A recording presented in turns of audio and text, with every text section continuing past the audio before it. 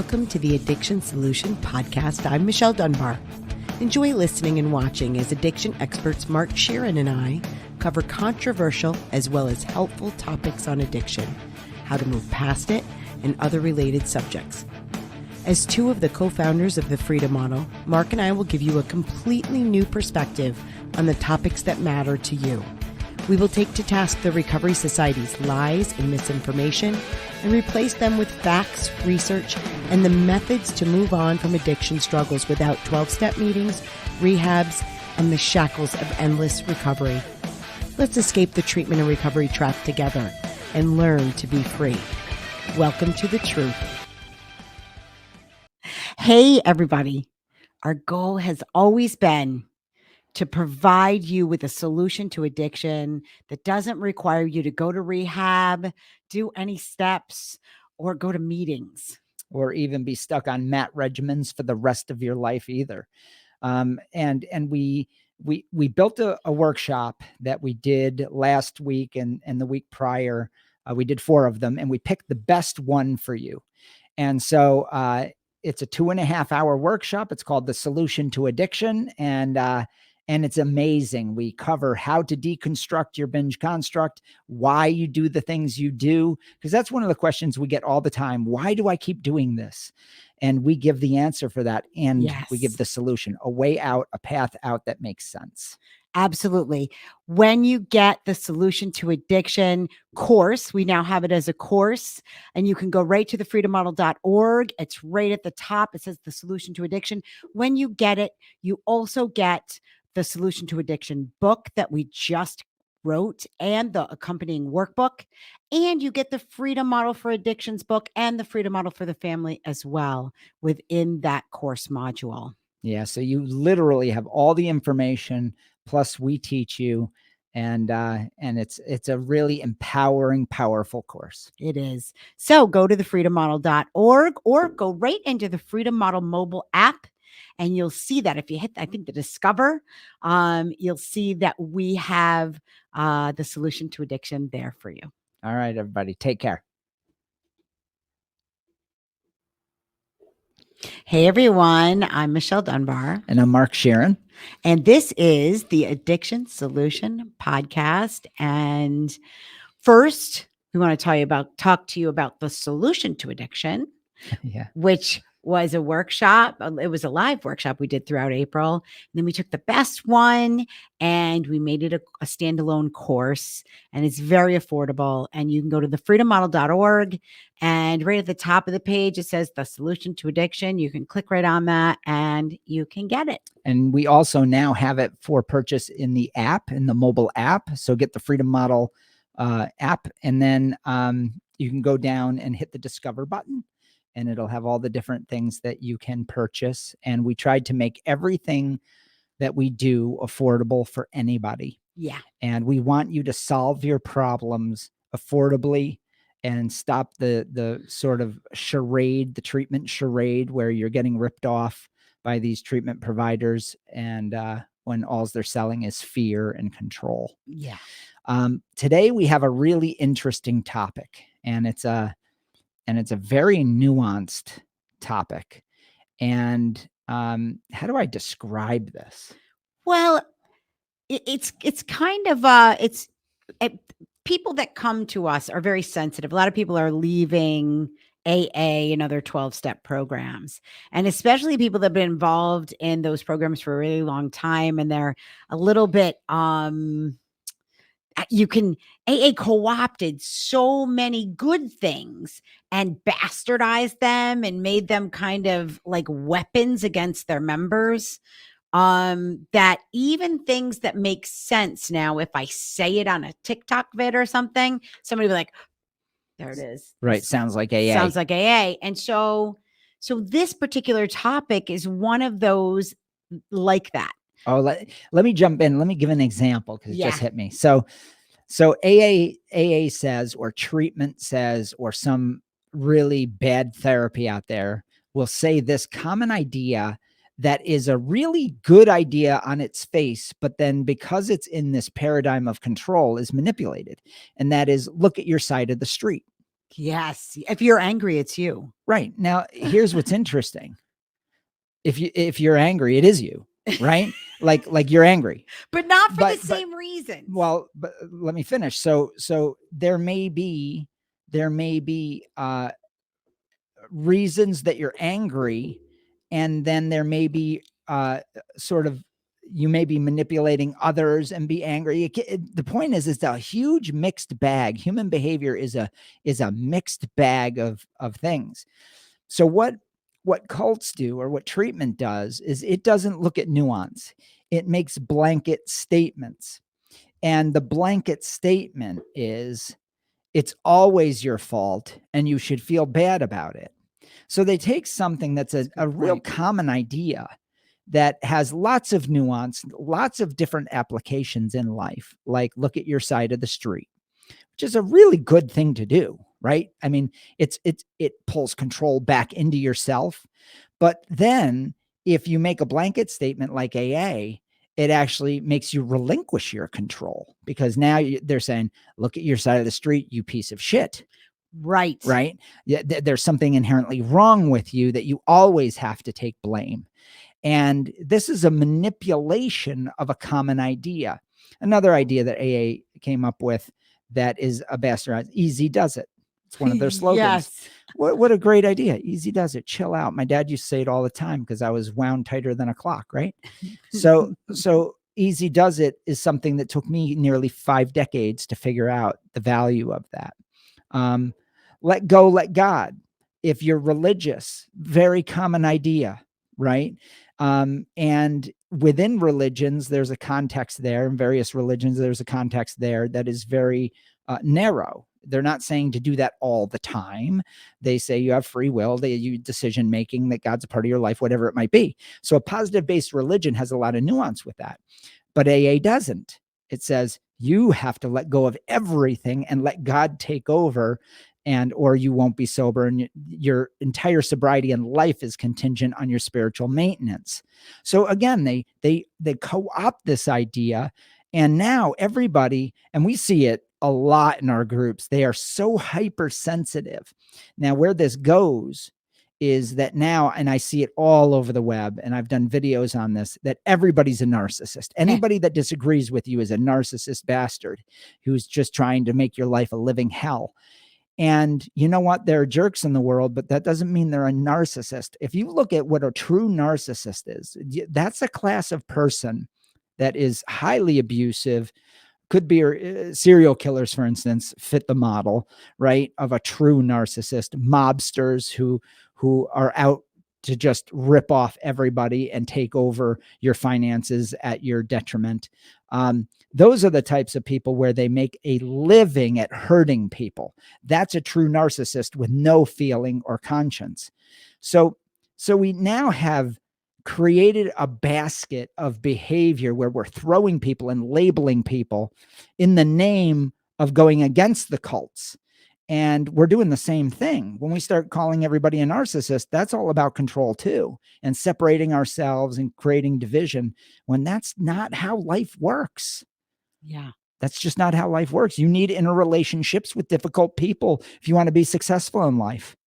Yeah. I mean, have you ever talked to someone, and we have somebody in our family that is, now everybody that listens that's in my family is gonna be like, who? But if you listen, you'll know who I'm talking about. Who she had a conversation with my husband last night, and basically was like, I've just decided, and this is very popular online right now. I've just decided that all these people that treat me badly, I'm just cutting them out of my life. Mm-hmm. I'm just cutting them all out of my life. And this is a person who her entire life has treated people badly. Okay. And my husband said, well, then you'll be alone. She's like, I'm alone now. And yes, you are. Because number one, nobody's perfect. Nobody's perfect. And so I've figured out, if you want to keep people in your life, if there are people that are important to you, your family, close friends, and you want to have a long-term relationship with them, and it's somebody you're committed to having a relationship with, you kind of got to give people the benefit of a doubt, right? I mean, obviously, you don't want to stay with somebody that's abusive, physically or That's emotionally abusive. Obviously not, right? But in some cases, I've chosen to stay in that relationship for my own personal reasons. And I give that person a wide berth because in my mind, they have certain issues, right? And I'm willing to overlook some things. Yeah, I think this is such a great topic. It's such a great topic because interpersonal relationships are literally the fabric of a human's life. Now, if you are the rare bird that is a hermit, I have basically one person out of my 12 siblings, 11 siblings, who is, I could classify as more of a hermit, right? Somebody that just said, I don't like people and this is the way I'm going to live my life. Now, here's what's interesting about that particular person. They're happy. And they really have decided that they don't want that loneliness doesn't bother them. And that's the way they're going to live their life. And I celebrate that. Sure. But if I was to take my other 11 siblings or all my friends and put them in another basket, I would say that they're all shades of gray when it comes to relationships. They have relationships they probably deal with that aren't the most positive, and then they have some that are good, and then they have the one or two that are really stellar, where it's a real teamwork, friendship, or marriage. Um, but everything right up into, when you start viewing the world as this sort of narcissistic or anything that doesn't agree with you as that person and is a narcissist Or an enemy of and some sort. right, or yeah, and then you're losing touch with reality. You're creating the separation. And you may say, yeah, I'm choosing to do that, like the example she just gave. And that's kind of sad to me, because people are difficult. Human beings are a difficult lot. We're very complex. We have our own shit to deal with. We have our own scripts that we're running. We have our own controlling natures. And if you think that every friendship is going to be this healthy, whatever the fuck Well, that means, healthy thing, they're not. They're going to be rough sometimes. yeah, people aren't always going to agree with you. Sometimes, and you kind of gauge this. Sometimes when you have a close friendship or a close family member, and you see that they're unhappy, they're struggling with something, and you have to have a tough conversation with them, you get to choose, do I want to have this tough conversation or not? And for some people, you might want to make that investment and have that tough conversation, and they may not respond well. They may look at you like, oh yeah, you're opinionated or whatever. So you take that risk. Now, whenever anybody's tried to have that tough conversation with me, because at some point we all can be assholes, right? We all can do things that are uncaring, unfeeling, because we have our own stuff going on in our minds. And so when somebody takes the time or makes the investment to say, hey, you did that and it hurt me, or then taking off that defensiveness is hard to do, Such a good point. but it can be amazing because if you look at it like, holy cow, this person loves me enough and cares about me enough to let me know that I fucked up in some way, or their perception was that I fucked up. I think that's pretty tremendous that somebody will take the time to do that and not just kind of snip, snip, snip, cut you out of their life like you're a dick, Yeah. And Yeah. I'm sorry, that was my watch.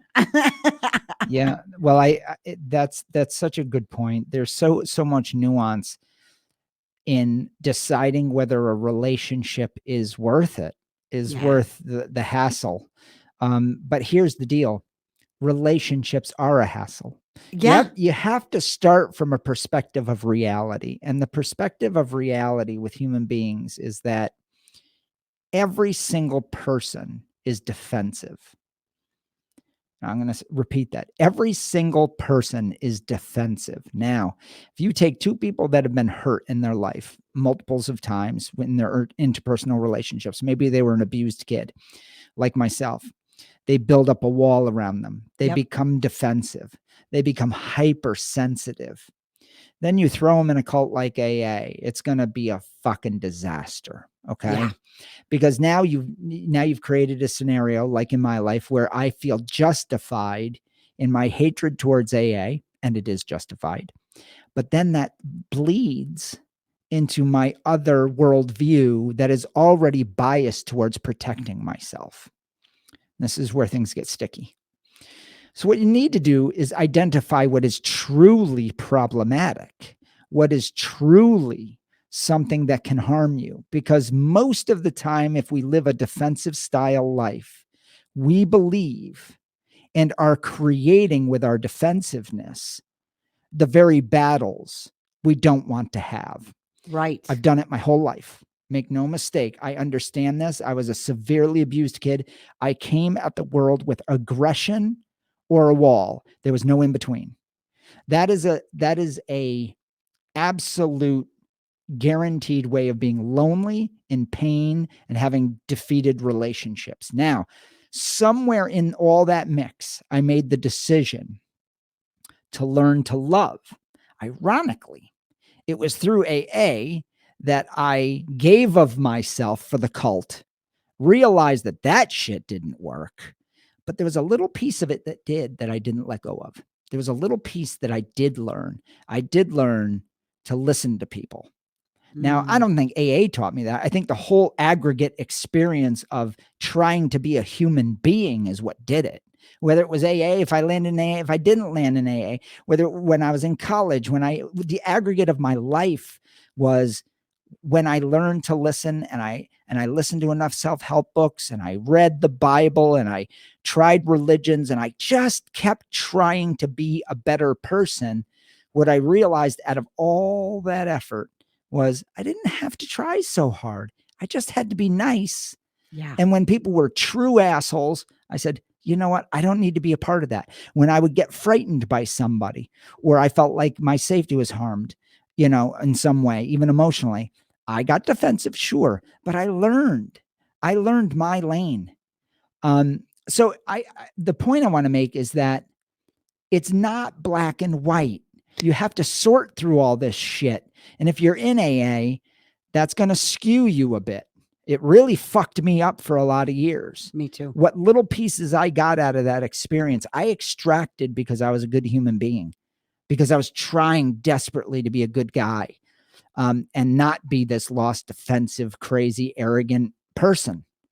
And so I got out of that experience what I put into it. And eventually what I realized is I was outgrowing it. It was a cult. I had to get the fuck out, and I got out. But then I took with me the little shreds of pieces that I learned, and then I applied it, and then I blossomed, because outside the cult, I no longer had to deal with that nonsense. Well, what I said, what kind of prompted this is what I said in a video had to do with changing your perspective on things. And the Stoics talk a lot about this, that it isn't the things that are happening outside of us that make us feel a certain way. It is our interpretation of what's happening around us. And the same can be said with our interpersonal relationships. There are people in my life that I choose to keep in my life who can be difficult and uncaring and unfeeling. That's my perspective, right? And if they're having a bad time or a bad day, it tends to come at me. And I can respond to that in any way that I choose. What Mark is right, though, everybody's defensive initially. And I also was an abused kid. And so I could be, I was like two extremes. I could be incredibly aggressive in certain situations, but I also became a doormat, because when I went to AA, I took on that if I'm angry, it's me to the extreme. Yeah, it's the extreme is the problem. Yeah. And so I really did let people run me for a long, long time. And I'm not the victim person, so I didn't even play the victim when that was happening, but I became increasingly more and more unhappy with my life, feeling as if I had no control because I relinquished it. Yeah. because I chose to relinquish it. And I was unhappy because my perceptions of things made me that way. Okay. So instead of figuring out, why am I unhappy? And yes, I do have the power to change that because that is on me. It's my happiness is my total responsibility. It is nobody else's. And so how can I make those changes? So when we say things like, if you're unhappy, it's you, that does not come from AA. Right. That does not come from AA. That's reality. That's the truth. The Stoics talked about it thousands of years ago because it's real. Yeah, because here's why. Your mind is the center of your universe, right? You can only come up with your interpretation of the world. It's yours. It's your interpretation. So if you're a wounded person and your interpretation of the world is that it's a bad place you have to defend yourself from, like I did, then every decision you make in every interpersonal relationship is going to be colored with that defensiveness. And it will be very difficult to have good relationships or intimate relationships. And I struggled my whole life until I found the person that was willing to put up with me and willing to grow with me. And my wife too had the same identical sort of defects in her character, and she was defensive, right?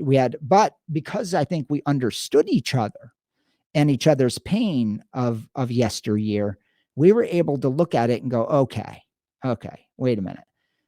Can we come to some ground that's not so freaked out and stop hurting each other, stop being defensive, and start listening? Because I know you're not really trying to hurt me. It took me 20 years in my marriage to figure that out, because I really thought that she was, anytime she complained about something, it was a stake in my heart that somehow I was failing as a husband. And finally, one day, and she said this probably 1,000 times, she goes, I don't think you're a bad man. I'm just telling you that I need this done over here, that, so, and I have a complaint, but I still think you're a good human being. And one day I heard that and then I realized she said that thousands of times probably.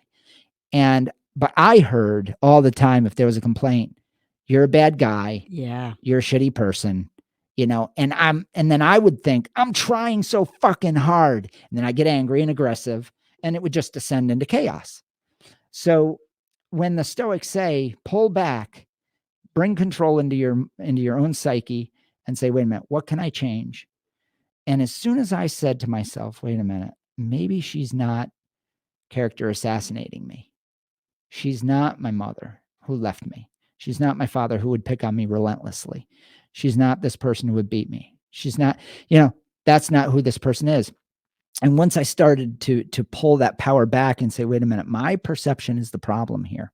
Now, what's beautiful about that is once you figure that out, you can discern the real narcissist from the one that you're creating with somebody. Mm-hmm. Okay. This is really important. When you lower your shield, lower defensiveness, and realize you're probably a decent human being, because you probably are. You're listening to this. You're trying to improve yourself. Right. And then what you realize is you're creating a lot of fucking conflict based on your past. You're bringing your past right into the present. You're regurgitating it, and you're just in this crazy situation. If you can ratchet that back, lower your walls, lower the defensiveness with the people that you actually care about, and then they violently abuse you, well, then I would consider that somewhat of a narcissist, right? And that's probably a situation you need to get out of. But I've had situations with my wife and with my kids and with my loved ones and with my family where they hurt me deeply.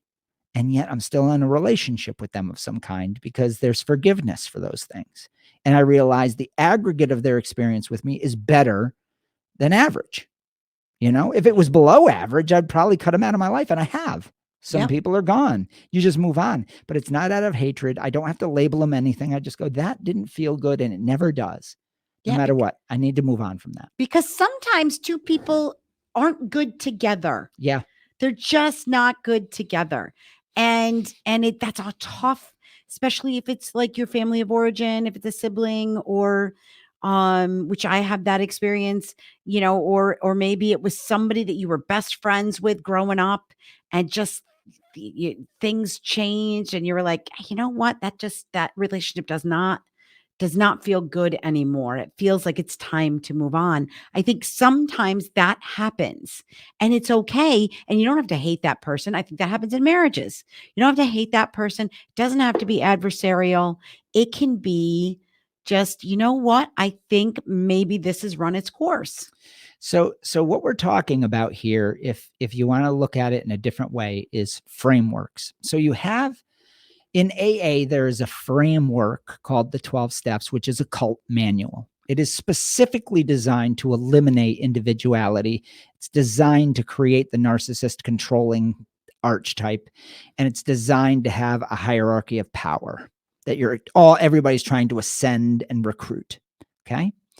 Nothing good is going to happen in that framework. So they can take the nicest, most Christian ideals of looking at yourself and trying not to be resentful, and all of it is funneled into a framework of recruitment. So it is manipulated into a very bad way. And we see this in some really negative religions. We see this in governments. We see this in tyrannical ways. There's frameworks. Here's what's interesting. Marriage is a framework that keeps two people at all odds, two people together for a lifetime. And because the framework is supposedly based in love, forgiveness, kindness, teamwork, those are the ideals. If you were to follow that framework of vows to the letter, probably you'll last and probably good things will happen if the two of you are compatible in even the littlest ways. And we see this in arranged marriages because the framework of an arranged marriage in many cases, in many cultures, not all, but in many cases works. It works. And there's been studies on this. Now, there are other arranged marriages that are wholly horrible and based in power, almost cult-like, and pain. So you have to look at the framework. What is the goal of the framework? Now, the goal in interpersonal relationships that aren't a marriage, that aren't in AA, a cult, that aren't in a religion, where there's no formal framework, that's called friendship. And in a friendship, it's a voluntary give and take. Now, I've had friendships that were very difficult, but worth it. And you have to say really hard shit. And at times you're screaming at each other. Sometimes there was even physical violence in some of mine. That's where I come from. Conflict resolution was you duked it out, and then you became even tighter friends afterwards. So it's not black and white, folks. And it had nothing to do with narcissism. It has to do with the framework that you've developed in your culture. So I used to watch this one family that would kick the shit out of each other on a regular basis, steal from each other, drink together, all kinds of crazy shit, but it worked. Believe it or not, they're very tight. And when I would need people to back me up, those people were always, sorry about that. Those people were always there for me. So it's not black and white, but what is black and white is a cult. So don't mix what is happening in AA with your life outside of it. What happens in AA is designed for one thing: to get your money and your allegiance for life and to have a power hierarchy. But it does have, and this is why people will say, oh, it's what I don't understand what you're saying about AA. It does have, it's just a recipe for a good life. It has notes and flavors of that. Mm-hmm.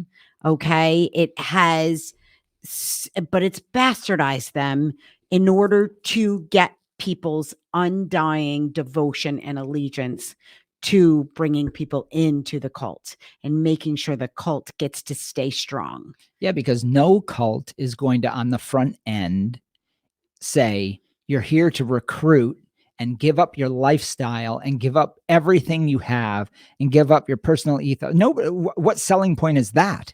So they have to take the really awesome parts of being a human and throw it out there that they're going to amplify that. Yeah. The promises, right? Yeah, the 12 promises, the 12 traditions. They weren't traditions, by the way. They're just made up.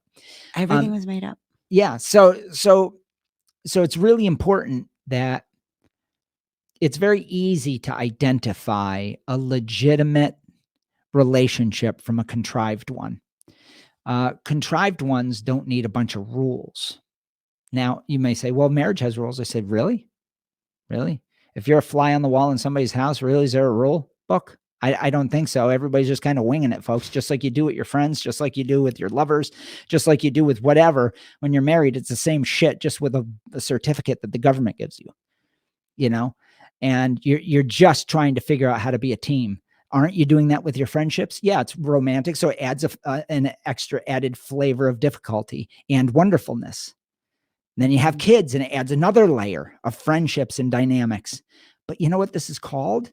The richness of life. Or you can say they're all narcissists, and I'm tired of being hurt. And, you're going to be hurt.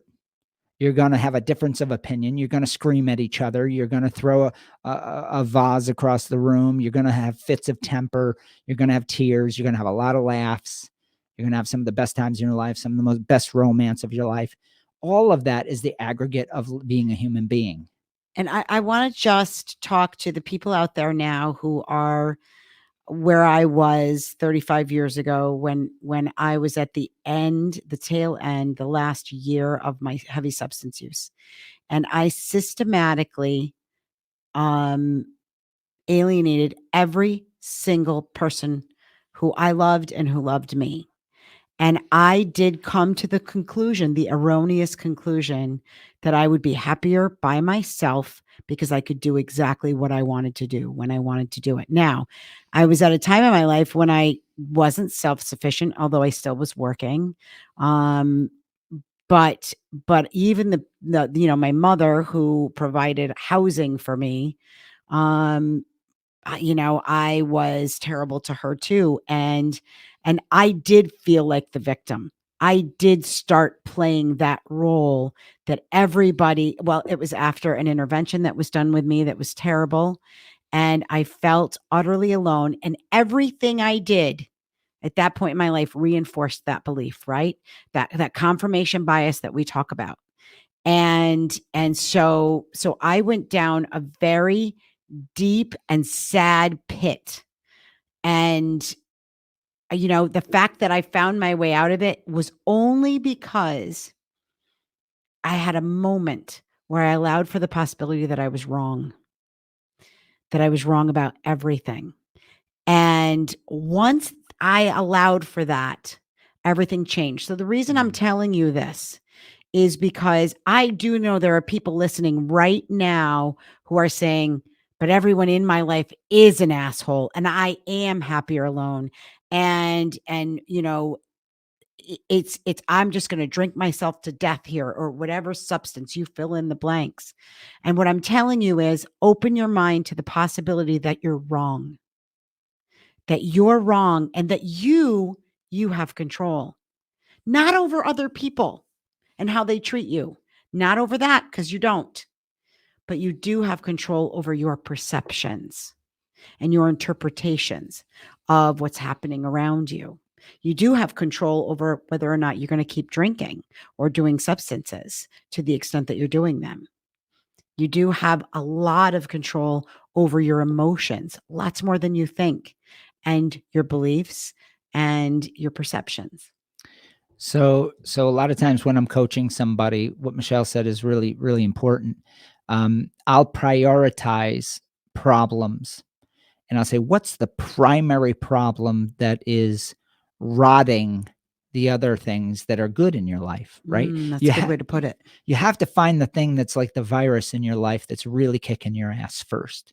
And almost invariably, because of what we do for a living here, is we coach on substance use and behavioral addictions. It's either a PMO problem, a gambling problem, a substance use problem, a heroin problem, a drinking problem, some huge thing that is very obvious. Okay, so now we've identified the primary problem that we have to work on. Then there's always secondary relationship problems that will come downstream from that primary problem. Then the question becomes, okay, so let's attack the primary problem, which is your preference for this object of your desire, whatever that might be. And by attacking that first, the question becomes, how do I attack it? Now, if you say, I go to AA, I kind of do the freedom model, I kind of do some therapy, and I kind of do this stuff. And you know what? I keep drinking and it's getting worse. My answer to that is very simply stop going to a cult that's getting your head all wrapped up and mixed up, because there's little slivers within that cult that are going to confuse you, because it's going to sound somewhat like the freedom model and somewhat like what will free you. Okay. Yes. But it's so fucked up in there that you can't identify what they're talking about. And you get looped right back into, you need meetings, you need to recruit, you need, And you're weak and you're broken and it's all of that. It's endless. I mean, the amount of mythology that's going to suck you back into the problem and keep you rooted in it is enormous. So you're going to keep your primary problem and cycle endlessly in the cult. So I tell people the first thing is never go to a meeting again. Yeah. For God's sakes, just split and move on from that, even if that takes discipline. All right. Because there's nothing good by bastardizing Christianity and bastardizing good ideas and bastardizing having humanity and serving others, bastardizing all of those ideals into manipulating you into a cult. Yes, service to the cult. Right, of servitude. Okay? So all that's going to do is keep you enormously confused and cycling in pain and end in your ultimate demise. Okay. So, or servitude to the cult, which is going to destroy all your relationships anyway. So let's say that you make the decision, okay, I don't think I want to be a part of a cult. Okay, now we can coach you on what actually is going on, which is your preference directly. No more confusion, just direct preference change. That's priority number one. Then when we do that, that's what the Solution to Addiction workshop is all about. Okay. So take that. If you're wondering what the hell I'm talking about, take that. It's $189. Get it done with. That will take care of your primary problem. But then you might have a whole other world over here on social media in your life, this whole integrated thing about relationships that is also fucked up. You start listening to social media, and this is what we're talking about. Now you're starting to see everybody as a narcissist, which kind of sounds like AA, which kind of sounds like that. Get away from all that. Yes. Get away from all that. Understand that you are your mind, your perceptions, and your scripts of the past are coloring your view of the world. And if you find yourself enormously defensive and terrified all the time in relationships, it's probably partially you. Now, I'm not saying that you don't have shitty people in your life. I don't know. You may have the worst kind of people, and maybe they're total narcissists, serial killers. I don't know. But most people just have people who are trying to figure out how to love you and you love them. That's it. They're just trying to figure out how to live and be happy in their own lives. And maybe you've done some things in the past that really sucked. Maybe they've done things in your past that they've hurt you, and you have to sort that out. And that's called life. So stay away from all the things where they start to categorize you and label you and diagnose you as some sort of disordered person who can't have relationships, and you're biohacked and your serotonin and dopamine. I mean, it gets so freaking confusing. Just think it. Humans have lived on this planet for millions of years. For God's sakes, just slow down and go, you know what? I should probably look at my life and try to be as loving as I can and figure this out. Read some good self-help books. We always tell Gary John Bishop is awesome. That's a good place to start. And the freedom model for your primary problem. I think one book that I read recently or within the last year that was tremendous for this specific topic was called The Courage to be Disliked. I was just going to say that. Yeah. And it's about Adlerian psychology and basically figuring out how to live in a world where everybody's not going to agree with you all the time. And even the people that love you the most, you're going to have disagreements with. And those people you love the most, and how to kind of navigate that and still be happy in your life, still make investments in your relationships. And yeah, it's pretty freeing when you come to understand that the only person's happiness I'm responsible for is my own. And that was huge for me. Oh, massive. Huge. Massive. Like I thought it was my responsibility to make my kids happy, make my husband happy, make my parents happy, my siblings. I mean, you can ask them. I took on all of that like it was my responsibility, and it just wasn't. So yeah, that book was tremendous. I mean, a lot of different books I've read helped me with that. And the Stoics, reading the Stoics is pretty awesome as well. Yeah, it is. So this is a complex thing, obviously. So if we could just summarize it with a simple thing, it's leave cults. You don't need them. You don't need them. There's no reason for you. Leave that. Start to figure out, read some Stoics, read the freedom model, understand what the facts are, and then realize your job is to make yourself be happy, and then share that with the people around you if you can, and not be abused in the process. And give people the benefit of the doubt. I mean, if there are people in your life that have been in your life a long time and you love them and they love you, and over the course of time, the majority of your interactions have been positive. If they say something or do something, don't assume. I think a lot of people assume they were trying to hurt me and that was about me, because 90% of the time it isn't. that's so true. It really, So really true. isn't. And especially in marriages and those kinds of romantic relationships. I mean, I can't imagine. I mean, more than 50% of marriages end in divorce. And I think this is a primary reason. Yeah. Because we bring our own baggage from the past into these relationships. We become ultra sensitive. And once we start disagreeing with this person, we think, everything that they say and do is trying to hurt us. And it just, I assumed that for a long time, and it couldn't be farther from the truth. Yeah. Yep. All right. So, okay, a little bit of housekeeping here. So if you're looking for the solution to addiction, you can go to thefreedommodel.org. It's at the top of the page, or you can go to the Freedom Model mobile app. If you don't have the mobile app, you can get that in the app stores, either the Google Play Store or the Apple App Store. Or you can go right to thefreedommodel.org, and there is a tab at the top that's mobile apps. You can download it there too. And if you want to be taught by Michelle and I in-house, where you come and visit with us for a couple of days, we call that the Complete Addiction Solution Program. If you want, it's coaching package 1. Yeah, coaching package number 1 on the website. Or if you want to basically call us for that one, because we have to make travel arrangements and the hotel arrangements, but we're good at all of that. It's very easy. Yep. It's very easy. Absolutely. But we can go through with you personally. It'd be Michelle and I, and we will in 2 days completely inventory all of the issues, and you will have a plan to go home and move on. And that has a full year that comes with all the bells and whistles. It's a full year of the Freedom Model online program.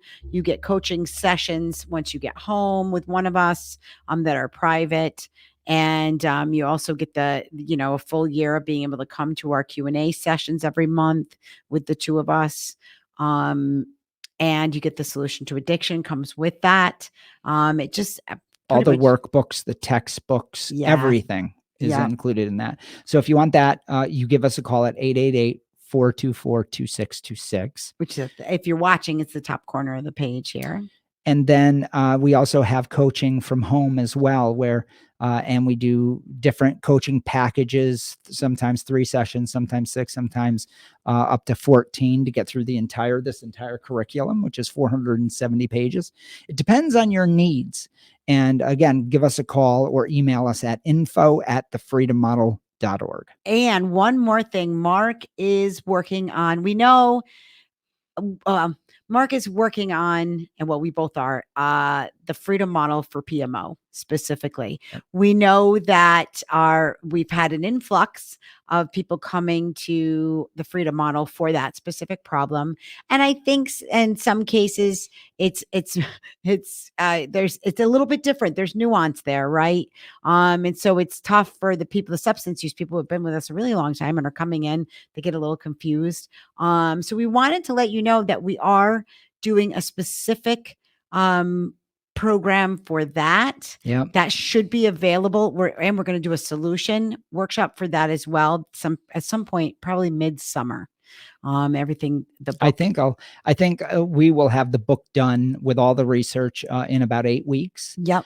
So we'll have our first draft, And we probably won't send that to we'll send that to a professional editor, but we'll start out with that just to get it Yes. going, because we got a lot of people who are desperate, Yeah. desperately wanting to change their sex life, and they're in a lot of pain needlessly. They don't have to stay there. So we're going to launch that as soon as I have the rough draft done.